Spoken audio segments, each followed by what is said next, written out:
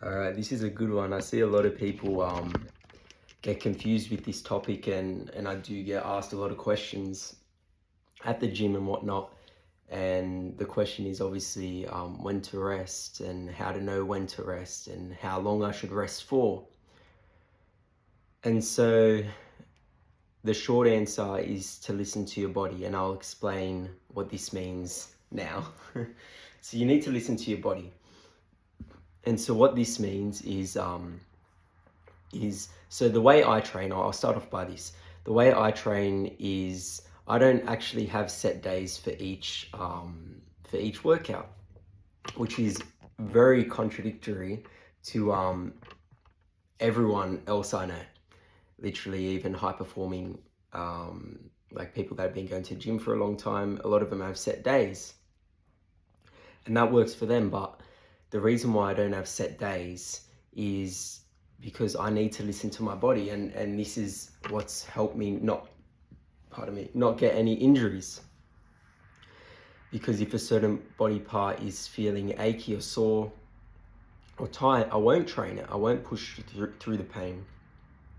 I'd leave it a day or two, and that allows me to get enough recovery to perform better the next time and to prevent injuries long term. And so it's worked for me. So firstly, I'll explain to you how you identify, I've kind of just touched upon it, but how you identify when your body's saying rest a bit more, okay? So I don't know if you remember, but when you have a very big or different training session, your muscles are feeling very tight and sore the next day, right? They'll be feeling very tight and sore. So when that prolongs, so obviously you don't train the day after when it's feeling like that. So that feeling, if you have that feeling and it's there, rest it. Because what that basically means is your muscle tissue has broken down, and that tight and sore feeling that you're feeling is the tissue still being torn. It still needs to recover. So by you training on top of that, you're not allowing the recovery process to take place, and you're actually affecting your size. You're actually affecting your muscle growth. Because what happens is when the small microfibers break down from doing weights or whatever training you're doing, they need time to heal, and that's how it will grow, because then the protein comes in and all the chemistry works out, and your muscles grow and expand, right? They build. So the next time you can tolerate that level of strength or whatever weight. So by you training on top of that, you imagine you have a piece of paper, and that's a micro tear, see it? Okay, so you need to let that have time to close again, and it will expand slightly, and it will fill in, and it will be slightly bigger, right? And slightly stronger, okay? But by you training again, it's torn already, so you've trained, it's the next day, you're tearing it further, so the recovery, it won't recover in the first place properly, and in the second place, it's not going to be efficient in terms of muscle growth, because there's a much larger amount of energy that needs to be put into place to heal that completely. So instead of healing a micro tear, you can get a lot more growth. But if it's a bigger tear, your body only has a limited amount of resources and energy. It takes a lot more effort to heal that in the exaggerated sense of that small tear. So you won't be growing as much, right? And it also could lead to bigger tears until it becomes an actual injury, right?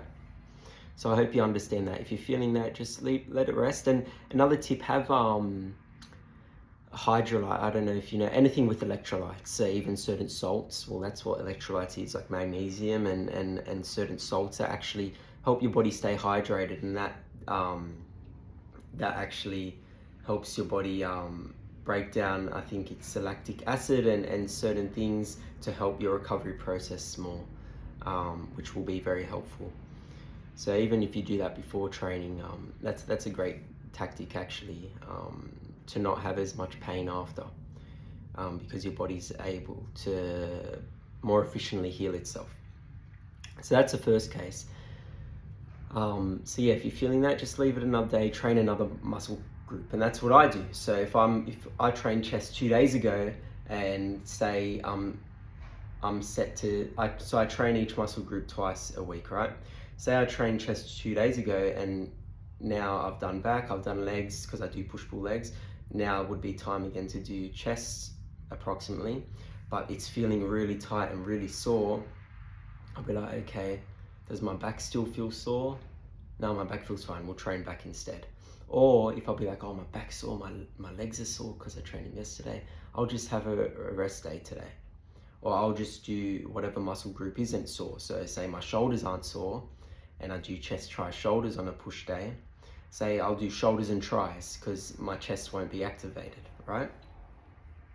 And then I can just chuck in chest on a rest day that I would have, or if I miss it that week, I miss it that week. You don't need to be so hard on yourself. As long as you're being consistent and you are hitting it pretty much every week, that's okay. You got to listen to your body, because you may think you're doing the wrong thing by missing a training session or missing a certain muscle group for a week if it's feeling sore, but you're actually it's actually advantageous to your body, okay? So that's a very big concept that I think you need to understand, and which I've learned the hard way from getting injuries and stunting, slowing down my growth and whatnot with the gym and strength more importantly. And so the second part of listening to your body when you shouldn't rest it is if you actually have a pull. So you should know when you have a pull or a tear. You should not be training any muscle group that activates that pull or tear.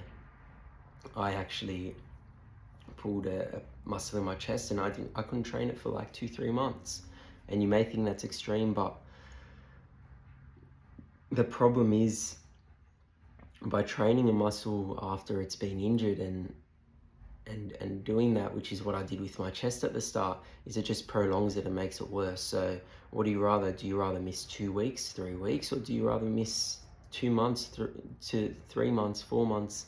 It can literally be a problem for the rest of your life if you don't allow it to recover, because then your body doesn't heal properly, and you have scar tissue build up, and that scar tissue build up is very painful, and it takes a very long time to break down, because it's basically like a stiff knot in your muscle. So your muscle isn't as flexible, and it makes everything painful, and your movement's painful. I have scar tissue here still, so I need a Massagee Soften to help break down that scar tissue, because my maneuverability and my mobility and my flexibility in that muscle is limited, and that limits my strength, that limits my output, that limits my training. So very important message: if you do have a pull, if you do have a minor tear, or just something that is a niggle that doesn't feel right, just rest it, give it a couple of days and see how you feel, and then go light on it. So rest it, and then after a couple of days, if you're not feeling it when you're doing your day-to-day activities, then do a very light session, so 1/10 of the weight, and then give it a few days. This is hard psychologically because you're going to want to push it, and then see how you're feeling the next day. If you've gone light and you still feel the pain the next day after going light, because sometimes it takes a bit longer for the pain to show itself, which is very odd.